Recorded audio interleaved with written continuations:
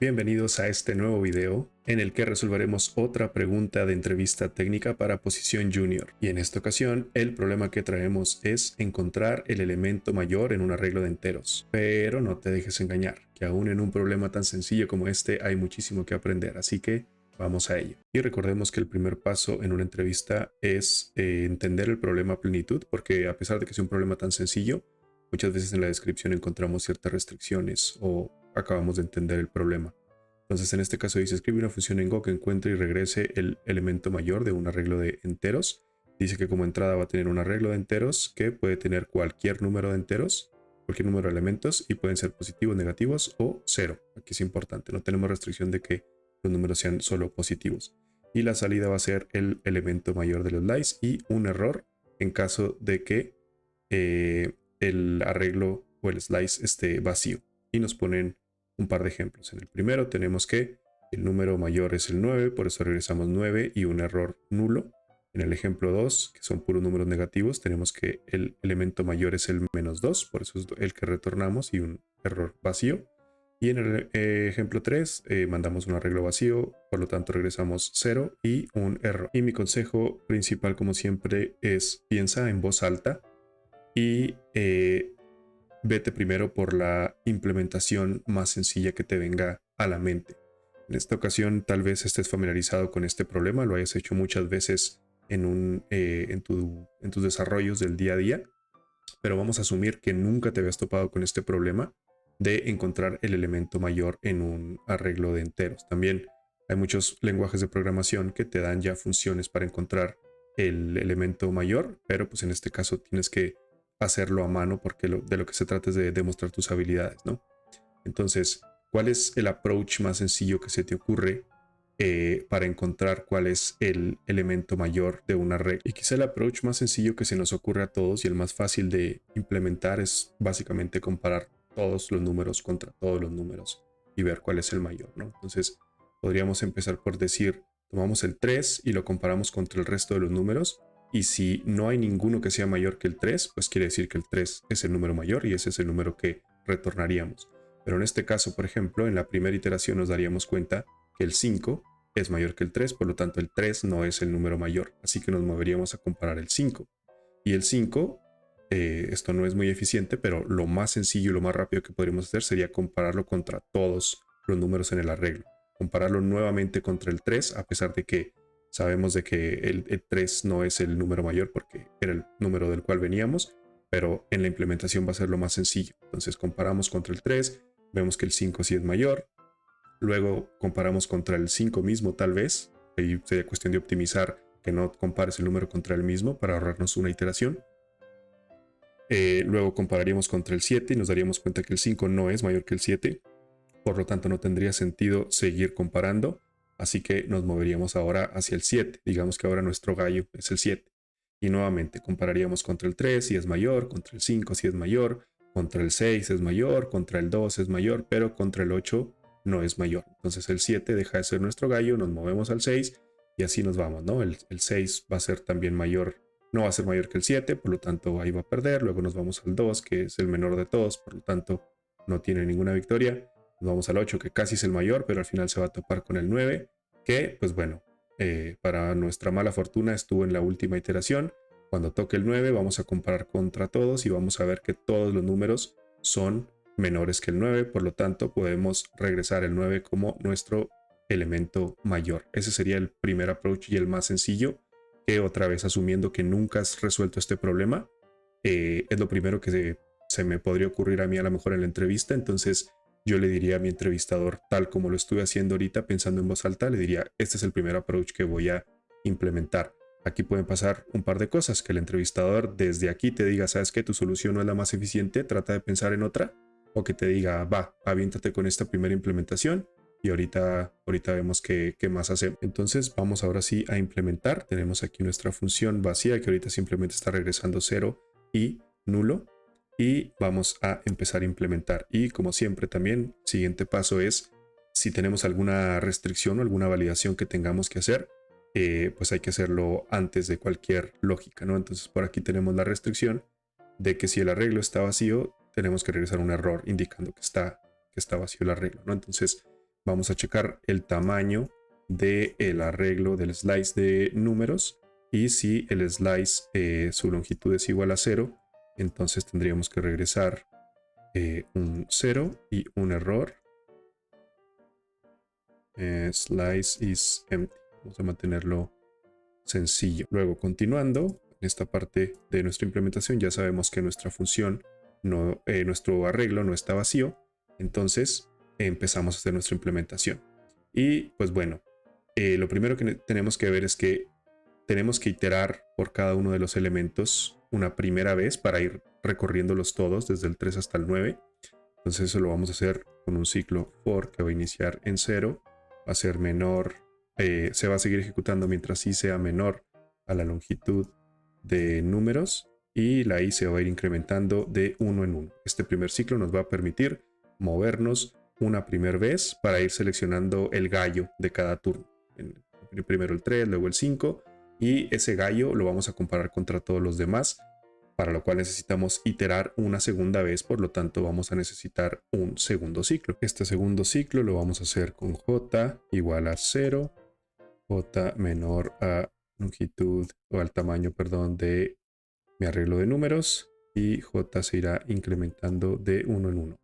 Otra vez, aquí tal vez ya no te esté gustando la implementación porque ves que tenemos ciclos anidados, pero acuérdate que estamos asumiendo que nunca habíamos resuelto este problema y fue lo primero que se nos ocurrió, y le preguntamos a nuestro entrevistador y nos dijo que adelante con esta implementación. Ahorita vamos a hacer otra implementación que es la más eficiente y la más sencilla, y la que probablemente se te ocurrió si ya estás familiarizado con el problema, pero por lo pronto continuamos. Entonces, para hacer un poquito más claras las cosas, voy a declarar una variable que le voy a poner num_in_turn.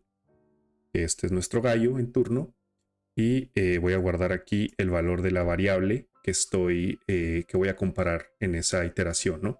Entonces, en este caso, por ejemplo, sería guardar primero el 3. Y en cada iteración, aquí dentro de nuestro siguiente for, que básicamente se iría también desde aquí y luego se movería hacia el 5, hacia el 7, hacia el 6, etcétera, lo que yo voy a comparar es lo siguiente: if num in turn es menor que nums en j.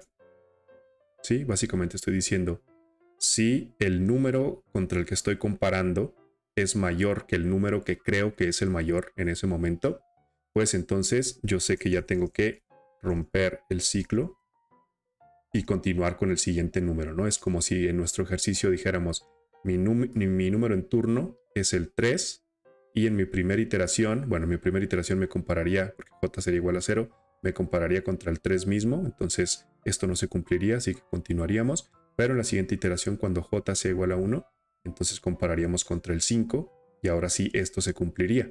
El número que tenemos contra el que estamos comparando, 5, es mayor que 3, por lo tanto habría que romper el ciclo, y esta i de acá tendría que continuar en 1 para ahora agarrar como número en turno el 5. Entonces, ¿cómo rompemos el ciclo? O mejor dicho, ¿cómo continuamos en la siguiente iteración? Porque tú sabes que si ponemos la sentencia break, esto lo que va a hacer es rompernos el ciclo inmediato en el que estamos. Por lo tanto, el ciclo en j terminaría de ejecutarse y no continuaría en las siguientes posiciones, 1, 2, 3, 4, 5, etcétera. No continuaría. Eso no es lo que queremos hacer. También tal vez estés familiarizado con la sentencia continue, que esta lo que va a hacer es simplemente brincarnos la iteración en j en la que estamos. Entonces, si estábamos en j igual a 1, se va a brincar a j igual a 2, lo cual lo que causaría es que el 3 seguiría siendo nuestro gallo, y después de comparar con el 5 y ver que es mayor, simplemente nos brincaríamos al 7 y así sucesivamente, que no es lo que queremos. Entonces, lo que queremos hacer es continuar en la siguiente iteración, pero de nuestro ciclo i, no de nuestro ciclo j. Entonces la pregunta es, ¿cómo le hago para que mi sentencia continue me permita hacer skip de la iteración en la que estoy, pero en el ciclo j y no en el ciclo i, perdón, y no en mi ciclo en j? Nos da la oportunidad de aprender, y resulta que en Go tenemos esta forma de ponerle tags a nuestros ciclos. Por ejemplo, aquí yo le puedo poner loop I, ¿sí? Indicando que este ciclo de aquí, de inmediatamente abajo de la línea donde estoy poniendo el tag, le voy a nombrar, por decirlo de alguna manera, con este tag. loop y la i mayúscula para indicar que es el ciclo en la variable i. Entonces acá en mi sentencia continue lo que puedo hacer es indicar, si tú no le pones nada pues te va a hacer continue en el ciclo inmediato en el que se encuentre, pero si le pones un tag se va a ir a buscar el tag y va a ser continue en ese ciclo en específico. Entonces hasta aquí, ¿qué logramos? Logramos que si yo traigo un número aquí en turno, en este caso el 3, y luego me topo que aquí en el ciclo J me encuentro otro número, por ejemplo el 5, que es mayor que el 3, eso significa que el 3, el número en i, no es el mayor, por lo tanto ya no tiene sentido seguir evaluando los demás. Me voy a romper o a saltar la iteración acá para continuar con el siguiente número, que en este caso sería el 5, y luego ya otra vez empiezo mi iteración en J y así me voy moviendo hacia la derecha. Lo único que nos queda por responder es cuándo regresar el número mayor, cuándo puedo decir con certeza que el número mayor ha sido encontrado.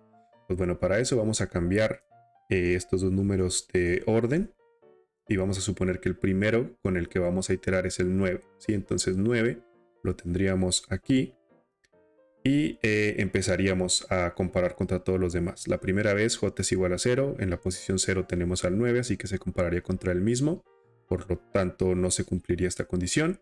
Luego nos iríamos checando contra los demás valores, contra todos estos, y ninguno va a ser mayor que 9, entonces nunca va a entrar esta parte de aquí y va a llegar efectivamente hasta el final del ciclo en J, y podemos decir con certeza que cuando llegamos a este punto se ha encontrado el número mayor. ¿Por qué? Porque el número que traíamos en turno, en este caso el 9, pero pudo haber sido que el 9 estuviera aquí o donde fuera, si efectivamente comparamos contra todos y no hubo un número que fuera mayor, podemos decir con certeza que ese es el número mayor. Entonces aquí mismo podemos regresar el número en turno, ¿sí? Y bueno, pues nos queda esta sentencia acá abajo, que no la podemos quitar porque si la quitamos, el compilador se va a quejar porque no tenemos una sentencia return para todos los casos, porque podría ser el caso que el código nunca entrara a este ciclo y se viniera directamente acá abajo, pero eso tampoco va a pasar porque la única ocasión en la que eso pasaría es cuando la longitud de mi arreglo de números fuera igual a 0, y eso ya lo estamos comparando aquí. Entonces pues no pasaría, pero igual el compilador se queja, así que tenemos que dejar esta sentencia de return aquí. Y lo único que me está faltando aquí es regresar un error nulo. Y si no se nos pasó nada, ahora sí podríamos venir acá a nuestra consola y correr el código. Y podemos ver que el resultado es correcto. Tenemos que en el primer caso 9 es el elemento mayor, en el siguiente es -2 y en el siguiente pues es el caso del error porque el slice está vacío. Bueno, y hasta aquí todo súper bien, nuestra solución funciona, pero luego nuestro entrevistador nos dice: ¿qué me puedes decir respecto a la complejidad de tu implementación? Y esto es muy importante también que lo estudies, la complejidad computacional de tus funciones. Y aquí básicamente lo que tenemos que ver es que tenemos dos ciclos for anidados. Y siempre que tenemos dos ciclos for es una mala señal porque la complejidad de nuestra función se vuelve n cuadrada. No es lineal. ¿Esto qué quiere decir? Que si nuestra entrada es de, por ejemplo, 3 elementos, pues va a tener cierta complejidad, que en este caso vamos a suponer 9. Pero si le metes 5, la complejidad subiría a 25, entonces es una complejidad exponencial. Si la graficamos sería donde x es el tamaño de nuestra entrada, la complejidad sería hacia el infinito, tanto que si ponemos una entrada de 1000 elementos, pues ya nos iríamos a 1.000.000 de iteraciones. ¿Y por qué es esto? Porque la complejidad computacional se calcula o se estima en base al peor escenario, cuántas iteraciones tendría tu función. Y en este caso, en el peor escenario, imagínate que tenemos 1000 elementos y que el más largo, el más grande, está en la posición final. Eso causaría que nuestro primer ciclo se repitiera las 1000 veces o las n veces, pero por cada iteración tenemos otro ciclo adentro que también se repite n veces. Entonces, para una entrada de 1000, tendríamos 1000 veces de este ciclo por 1000 veces de este ciclo, 1.000.000 de iteraciones. Entonces, aquí tu respuesta tendría que ser: la complejidad es n cuadrada, lo cual no es eficiente, y probablemente tu entrevistador te diría: busca otra forma, o crees que existe una forma más eficiente de hacerlo, específicamente con un solo ciclo. Entonces, esa es la siguiente implementación que vamos a hacer. Es la más conocida para encontrar el mayor número en un arreglo. Probablemente es la que se te ocurrió.